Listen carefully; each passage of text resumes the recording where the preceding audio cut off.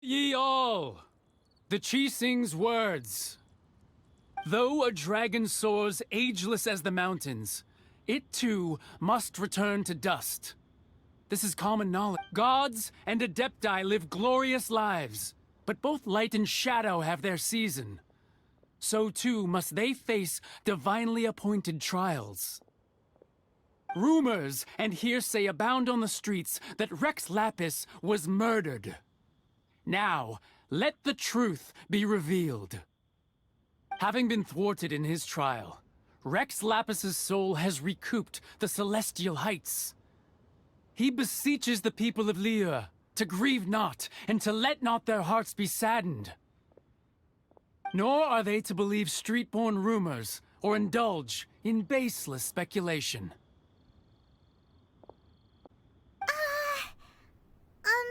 Paimon needs a translation on what the Chising's announcement said. So that's how they're spinning it. Something feels off. Why would they suddenly give up looking for the murderer?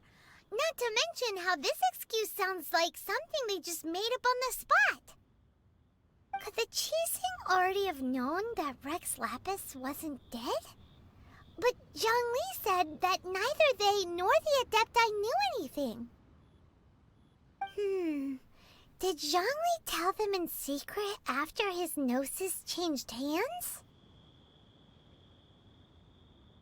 Exactly, right? Ooh, seems like the rite of parting has been going on for a while now. Let's go have a look. Look, it's Ningguang and Keqing. Are they saying something? Are their speeches over? As said previously, Rex Lapis's soul returning to the heavens is the end of the contract. And it is also the end of an era. 3,700 years of contracts burnt and reduced to ash. We, the people of Liyue, were indeed prosperous. But blinded by our prosperity, we forgot that time can be pitiless.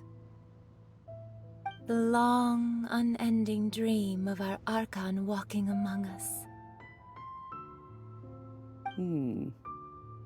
Now that we have awoken from our dream, we must learn to say farewell. Will you stand with us as we re-establish our contracts? So concludes the words of Her Eminence the Tianquan. Does Her Eminence the Yuheng have anything to add? Huh? Is she looking this way? Traveler. Yikes! She really is looking our way! Is that the traveler who they say defeated the ancient god? So young. The Liyue Chising always repay their debts.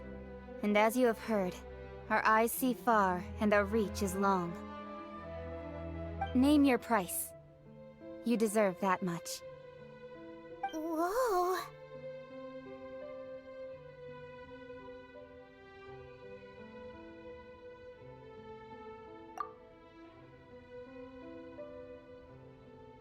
Well, could you help me put up some missing person posters?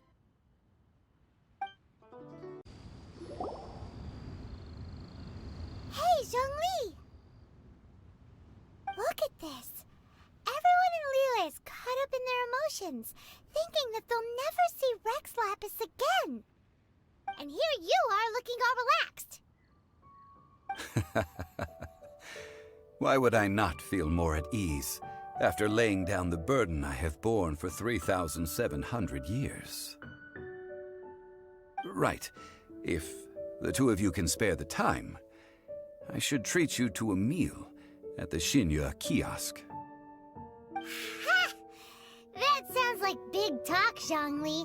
Paimon might have believed you if you were treating us to some third-round knockout, but you'd have to pay out your nose just to stand inside Xinyue kiosk. Are you sure? You're right. I do like the Mora. As the Rex Lapis Morax, I can easily create Mora. But since I have when I was journeying with you, Though I still had the gnosis in hand, I knew that I must soon retire from my role as an Archon, so I had to rehearse a little for my new life. Oh, no wonder! Paimon gets it now. You didn't look at the price tags when we were spending because you've never had to. But since you weren't used to not being able to just make more mora as and when you wanted to, you had to try becoming a parasite to society who lives off of other people's credit. Well, we were only spending Fatui money. You don't have to say it like that. In the City of Commerce, we do not merely exchange money or goods. We also exchange knowledge, memories, and foresight, as well as positions, roles, and lives. The Archon Morax could never experience life as the true mortal Chжун Ли could, no matter how many times he descended to be with his people. I must thank you for that. I will treasure the memories that I made as Chжун Li, traveling the streets of Liyue with you. That is true. But there is no journey that does not end. No meetings without partings. Paimon thinks that we should make a move and continue our search for the Seven. I fear that continuing your journey may be difficult.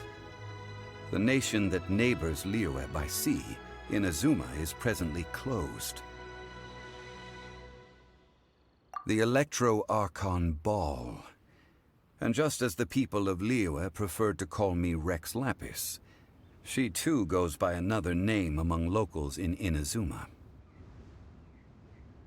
Paimon thinks we've heard that one before. Raiden? That is the case.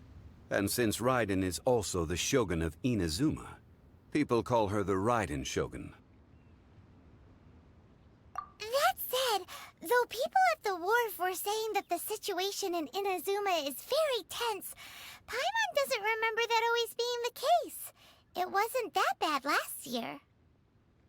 Zhong Li, since you're Rex Lapis, shouldn't you know something about what's happening there? Just how did Inadzume become a closed nation?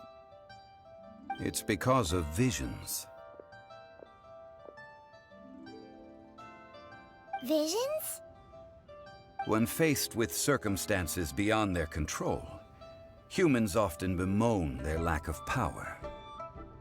But if a person shows true strength of will at a desperate and fateful moment in their life, the gods will look upon them with favor. This is what visions are. Magical foci bestowed upon those who have been acknowledged by the gods. Uh-huh. That's how people in Teyvat see it. But starting from last year, the Raiden Shogun began promulgating the Vision Hunt Decree. Vision Hunt Decree? Yes. It was an order to seize all visions within Inadzume's borders, and to inlay them upon the hands of the statue of the omnipresent god.